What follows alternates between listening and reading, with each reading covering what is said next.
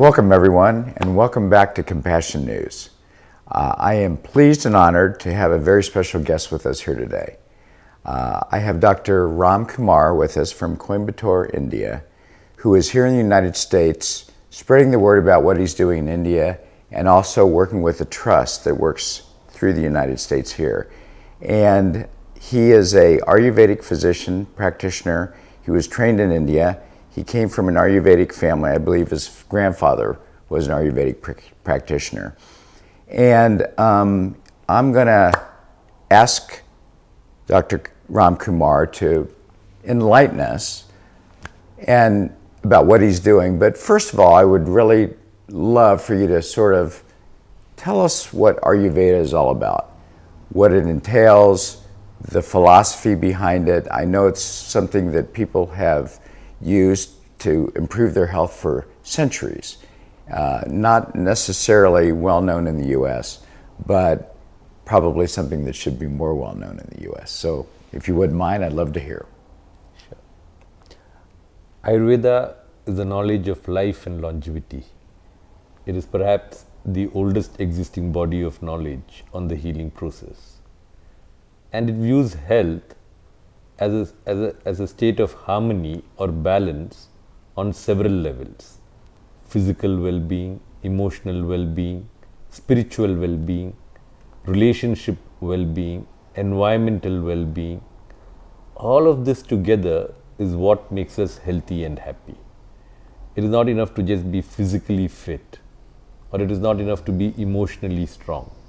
We have to address all these components if we are able to create health at the deepest level. And so Ayurveda uses a word sukha in Sanskrit. Sanskrit is an Indian language, one of the oldest languages of the world, and most of the classical Ayurveda texts were written in Sanskrit.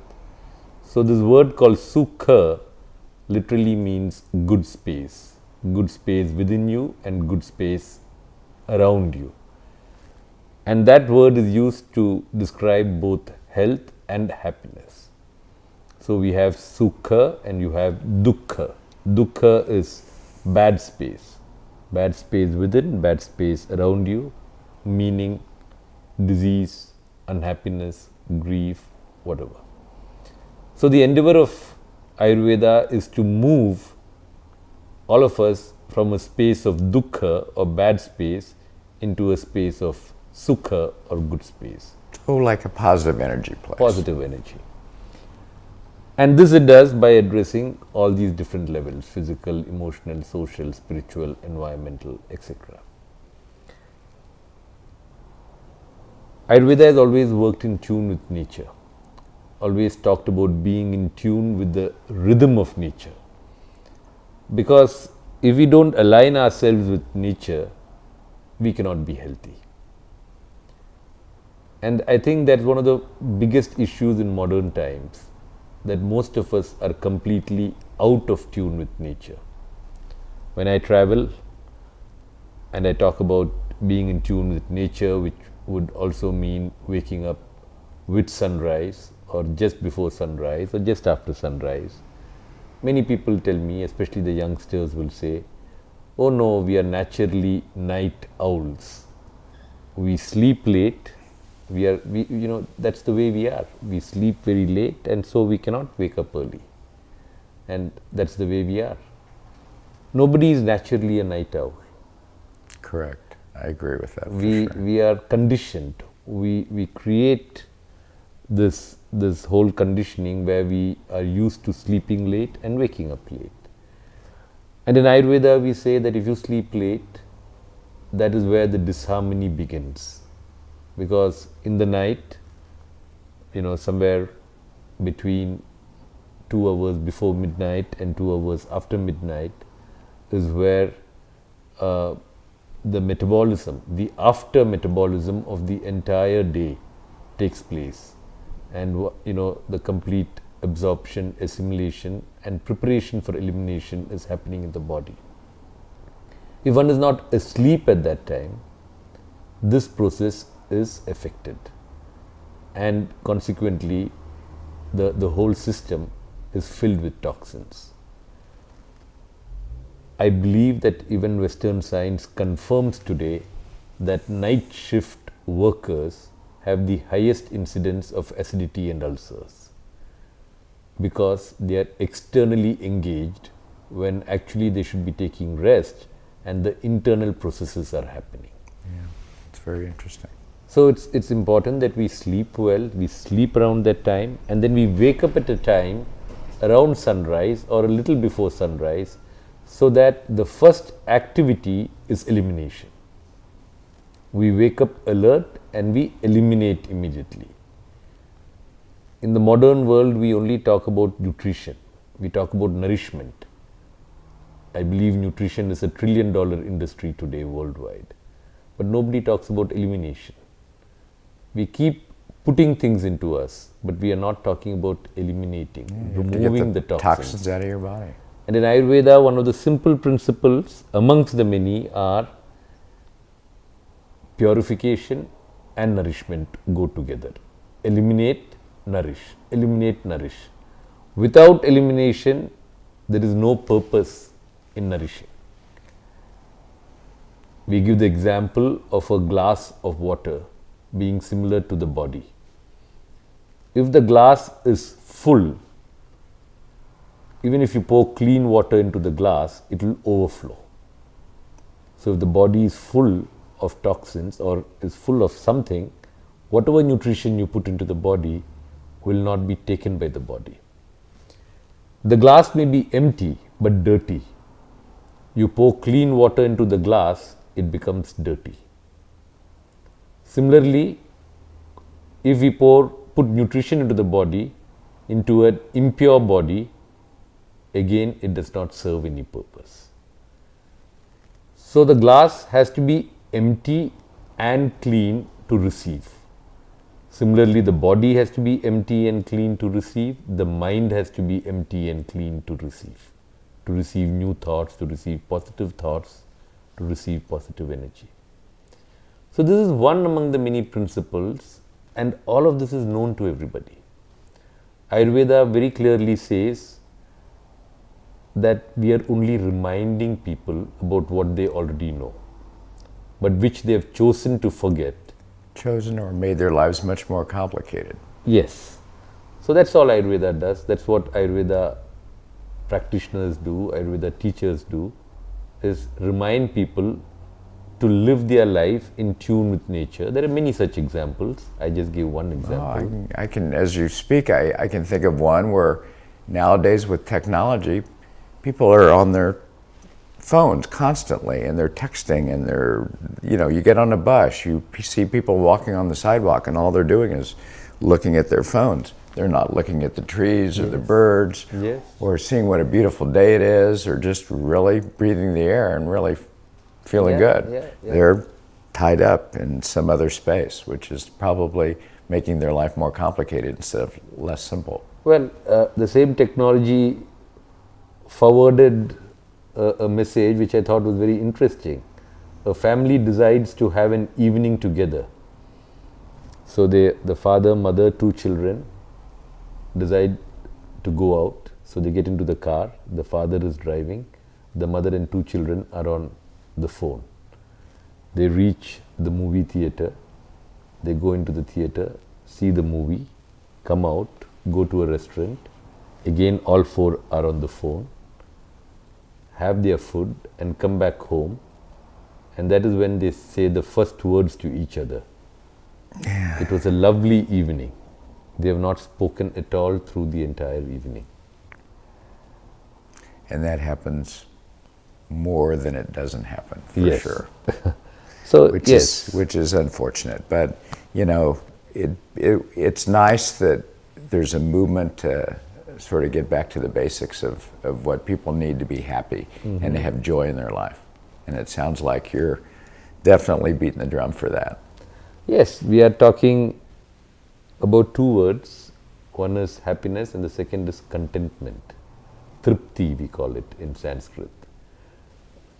You can be happy only if you are contented. In the modern world, the biggest problem is we are never content. We are constantly desiring for more and more and more. And it doesn't reach anywhere. So unless we learn to be content and turn our attention inwards rather than being driven by our senses all the time, it is not easy to be healthy and happy. Yeah, it's for sure. It's not complicated. Yes. You just have to spend some time and really think about what it takes to really have a great life. Yes. Well, let me change gears a little bit.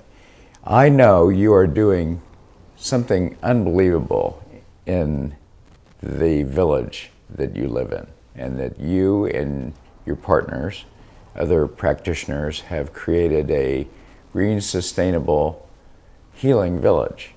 And I would love it if you would share information about what you're doing there and what that's all about.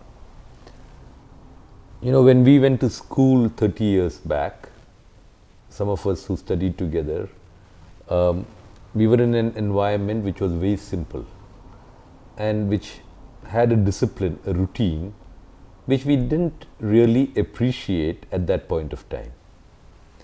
But much after we finished school, all of us appreciated that routine, that discipline that we were put through. And so, but then we had gone our own ways. Each of us were involved in our own little work wherever we were. But this stayed with us. And so, I think it was in the year 2004, some of us decided to again come together.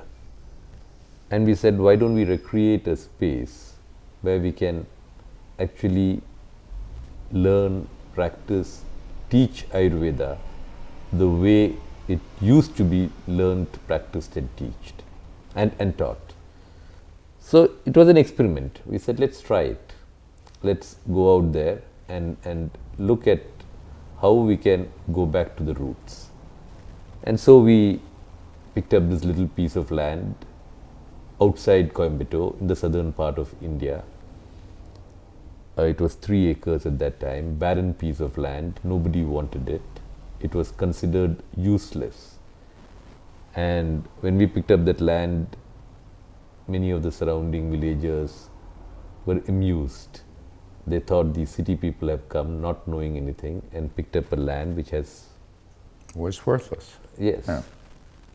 But in our minds, there's no land that is useless. Right. You know. So we picked it up and we started, it was barren land, no water, nothing. We started our work. We built 2 rooms initially. We wanted to work with the soil from the land, the water from the land. So we, step by step, started building. And we also involved the surrounding villagers because we thought healing does not happen in isolation. Healing happens when the entire community is living in tune with the principles of nature. So we decided to involve the surrounding community, began the work, and it was very interesting for us that even as we built 2 rooms, we had 2 patients come to stay in those 2 rooms. And we're not really talking about it, we're not really marketing it, we're not really, speaking about it. And then we had 4 rooms and 4 patients were there, and then 8 rooms and then 12 rooms. We slowly built. And all the time, people were coming in. And there would be construction going on, there would be a lot of noise, there'd be a lot of movement. And patients were okay, they were happy. They did not really object to it. Well, they had people there that cared about them no matter what was going on. Yes, and they had people who were genuine, who they could relate to. Sometimes patients would ask us and they could trust. Sometimes patients would ask us, oh, these are such wonderful people. What is the type of training you give them? And we said, we don't train them, that's why they're so wonderful. Because when you train, you condition them. Right. You tell them you have to be smiling always, so they plaster a smile on their face. So we didn't say that. We said, if you're not feeling good on a particular day, it's okay. It doesn't matter, you don't need to smile, but just be who you are. And it took very little effort to normally human resource development is a huge effort. Yeah. Now here there is no effort. Right. You just The can be villagers natural. came, they just be, and we decided that we want to be natural, we wanted to be organic, we wanted to be non-chemical. So we were cleaning with water and lemongrass oil. The laundry, we were using soap nuts. Soap nut is a fruit of a tree. So we just take a few soap nuts, put it, tie it up in a bag and put it in the washing machine. No chemicals, and the clothes are cleaned. We thought we should cook without fossil fuel, and so we started using agricultural waste made into biomass briquettes, and we lit them, creating a yellow flame, and that is the fire on which we cook. Everything is very simple, nothing extraordinary, nothing that everybody doesn't know. We just put together pieces from different spaces, and we created this little village. I believe our strength was that we didn't know anything about all of this. We didn't know anything about environment friendliness, about agriculture, about natural farming, about sustainability, because we were all just practitioners. Right. And that ignorance actually helped us, because we went out and we learned. We did not have consultants. We did not have people to help us. And people say, no, you can't do that. All the time. You had the will to do it. Yes, we said we will do it. A lot of people were laughing at us. They said, it sounds strange putting an Ayurveda hospital in the middle of nowhere. Why would you do it? But we said we just want to do it. We enjoyed the journey. We thought it was a beautiful journey. It was as much a journey of learning for each of us as it was a journey of healing for those who came to be with us. And you had people that you trusted, that you had trained with, that you could support each other. Yes, absolutely. So we also thought that, today doctors and practitioners see many patients. And, in India, the greater the number of patients you see in a day, you are acknowledged as a much better practitioner. Right. You see 30, 40, 50 patients, you are a very good practitioner. Yeah, well, you're very busy. It doesn't mean you've connected and you Yes. really help those people. And physicians like to say that, we are exhausted at the end of the day, but what can we do? We cannot say no to the patients. And we disagreed slightly. We thought that we can look after patients much better if we have time for our own selves. And so we created smaller clusters where physicians were working with a smaller group of patients and giving a much higher level of care, much higher level of attention to the individual needs of every patient. So they could treat the person as a whole As a instead of whole. just treat some symptoms. Yes. So the interaction between the patients and the physicians were not just in a formal environment, but it could be anywhere. It could be in the walkways, it could be in the meditation space, it could be anywhere at any time, just flowing with what was happening. It is not that fixed timings were there. Mm-hmm. In fact, we joke that we function on Indian stretchable time. Patients would never know when they would come up, they would see a physician, or when the treatment is going to happen. It would just happen when it is meant to happen. And we encourage patients to be in a state of rest. Right. As much as possible, not to get agitated, not to think about time, not to be on a schedule. Just take rest, just be, relax, and allow healing to happen from within. For we believe that we are not healing, we are not the healers. We are only creating a space that is conducive for the healer within each of us to awaken and do the healing. I think that's absolutely strikes out. And that's what we have continuously been endeavoring to do all over the years, grow our own herbs, grow our own vegetables. We have not reached anywhere. It's still very early days. It takes a lot of time. It may take another 5-10 years for us to actually be sustainable and self-sufficient. But we don't give up. We just keep doing, keep doing. We are creating ponds to conserve the water. This area is an area where there is water shortage. So we are planting trees, we are creating ponds, we are trying to restore the rivers in the area. So do whatever it takes for the entire community to be looked after. If the entire community is taken care of, and the community includes not just human beings but also includes the animals, the plants, the environment. If all of it is taken care of, that is when it is truly a healing environment. Well, I do know that people already come from all over the world to your village and to your hospitals, your center, to get treatment. So the word is out because it's grown past just the local community. I know that. Yes, we have been fortunate. Like I said, we have no clue how this has happened. We just set the intention and we have gone along with the flow.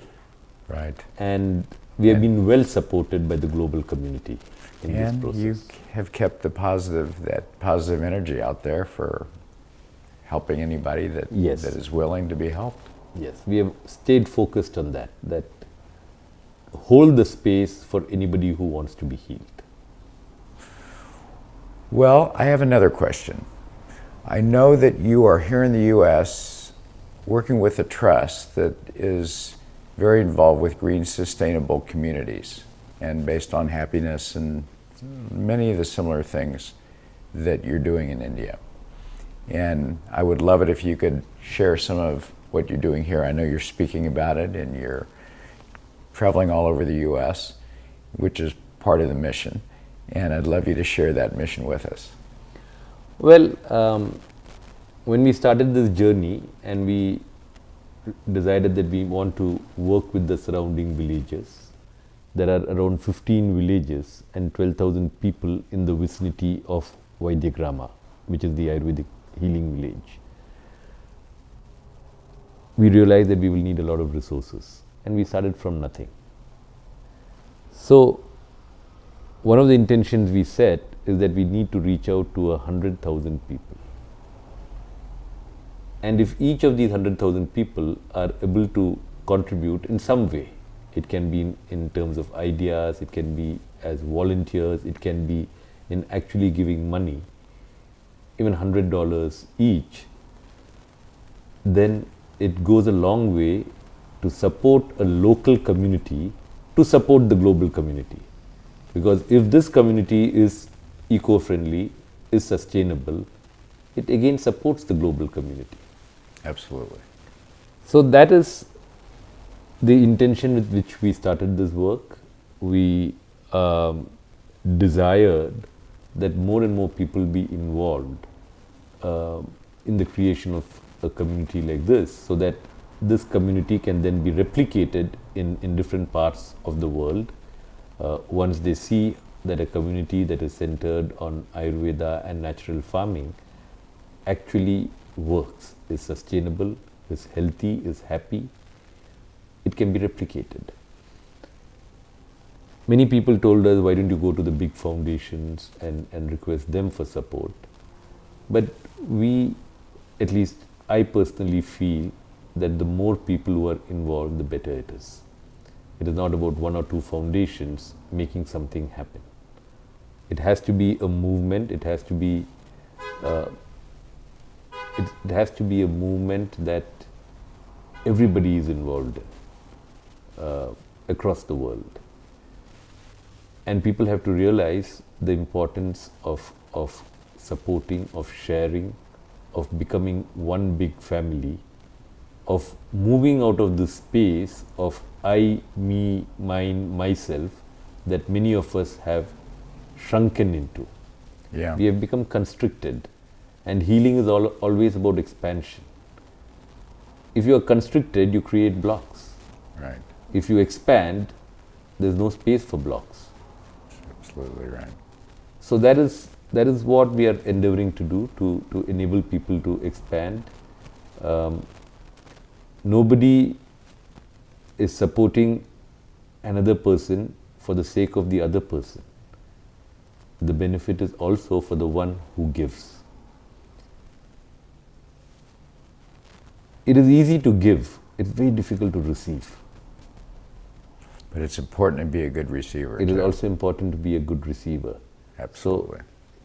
So we need to move out of the space of transaction into a space of sharing, into a space of being, into a space where we are appropriate to the context, where if there is something that I can share today, I share.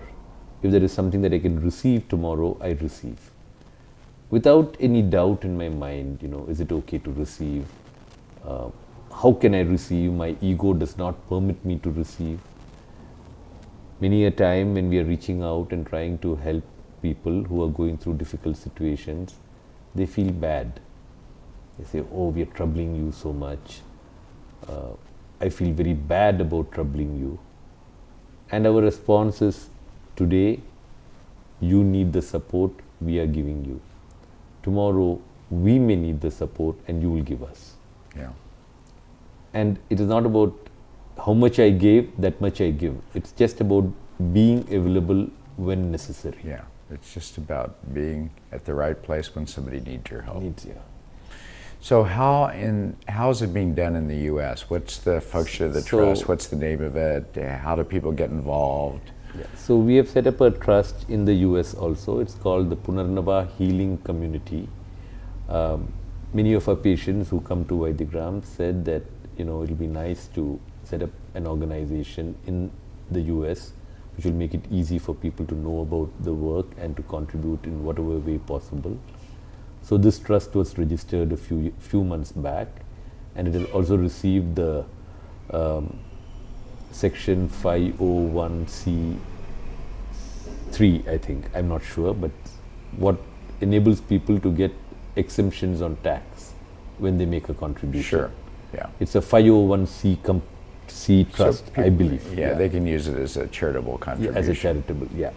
So, and this trust has been set up with the express purpose of supporting the creation, the development of this community in India, and thereafter creating more such communities.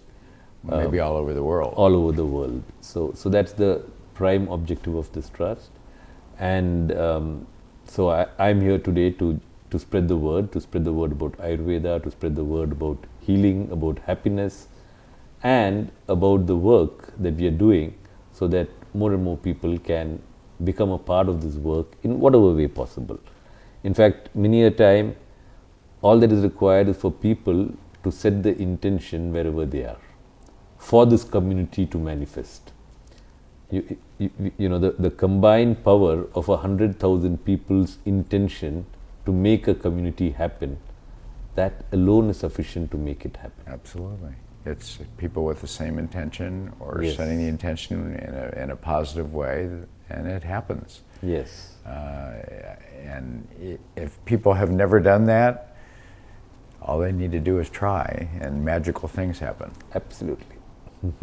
Well, I must say I am honored to have you here. I mean, it's just what the work you're doing is amazing. I know my wife spent a couple of weeks in your village, and now I wish I would have spent a couple of weeks with you. But I will be back. I will come. Yes, I think you should come. Your entire family should come. I think we will. Michael should be there. my son, the filmmaker, will come. Yeah. And I'm going to spread the word as much as I can. Yes, because and I think it's important that everybody sees this as a very simple activity. There is no magic. There is nothing big in this. It is simple, down to earth activity where we are only talking about holding a space for everyone to heal, to be healthy, to be happy. Yeah, and I do believe you can heal yourself if you can get it in the right perspective, and wow. So anyway, I'm just want to thank Dr. Ram Kumar again for being with us here today, and I hope this was informative. It sure was to me, and more to come. Thank you. Thank you. Namaste. Namaste.